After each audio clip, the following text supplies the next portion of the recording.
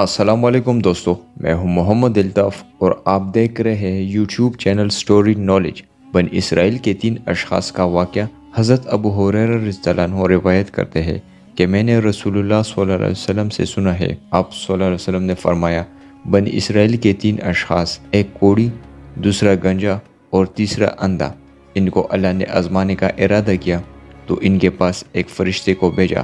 وہ پہلے کوڑے کے پاس آیا اور اس سے معلوم کیا کہ تجھے کون سی چیز اچھی معلوم ہوتی ہے؟ کہنے لگا کہ اچھا رنگ اور صحت مند جلد، اور چاہتا ہوں کہ یہ مرض مجھ سے دور ہو جائے اور لوگوں کی نفرت بری نظروں سے محفوظ ہو جاؤں۔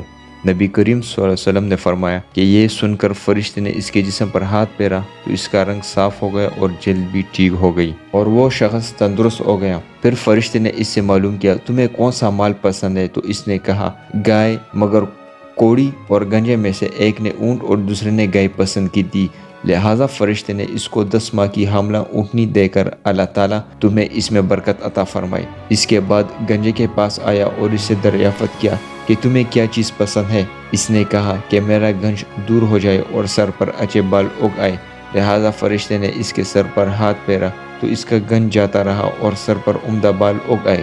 پھر اس سے معلوم کیا کہ تجھے کون سا مال پسند ہے؟ تو گنجے نے کہا گائے، لہٰذا اسے گائے دے دی گئی اور کہا اللہ تعالیٰ اس میں برکت دے۔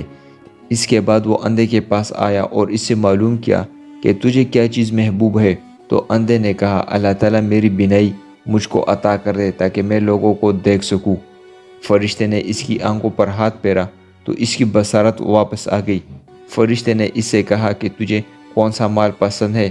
تو اس نے کہا بکری، لہٰذا اس کو بکری دے کر کہا اللہ تعالیٰ اس میں برکت عطا دے۔ پہلے والے دونوں کی یہاں اونٹنی اور گائے نے بچے دیے اور اس کی بکری نے بھی بچے دیے۔ اس طرح ان سب کا مال بڑھتا رہا، اس کا اونٹوں سے جنگل بھر گیا تو اس کی گایوں سے، اندھے کی بکریوں سے۔ آپ صلی اللہ علیہ وسلم نے فرمایا، فرشتے نے آ کر پہلے تو کوڑی سے اس کی حیت میں آ کر کہا میں مسکین اور معذور ہوں، سفر میں میرا سارا اسباب ختم ہو گئے، اب اللہ کے کرم اور آپ کی عنایت کا طلبگار ہوں۔ میں اس خدا کے نام پر تم سے سوال کرتا ہوں جس نے تمہیں اچھی جلد اور رنگ عطا کیا اور اونٹ دیے، مجھے ایک اونٹ دے دو تاکہ میں منزل مقصود پر پہنچ جاؤں۔ تو اس نے جواب دیا کہ ذمہ داریاں بہت ہے۔ تب فرشتے نے کہا کہ میں تجھ کو پہچان لیا، تو وہی کوڑی ہے جس سے لوگ نفرت کرتے تھے اور اللہ تعالیٰ نے تجھ پر کرم فرمایا۔ تو وہ کہنے لگا اس مال کا میں باپ دادا سے وراثت ہوں۔ یہ سن کر فرشتے نے کہا اگر تو غلط کہتا ہے تو اللہ تعالیٰ تجھ کو ویسا ہی کر دے۔ اس کے بعد فرشتہ گنجا بن کر اس گنجے کے پاس آیا اور اس سے بھی ویسے ہی گفتگو کی تو اس نے بھی اس طرح واپس لوٹا دیا جس طرح کوڑی نے لوٹایا تھا۔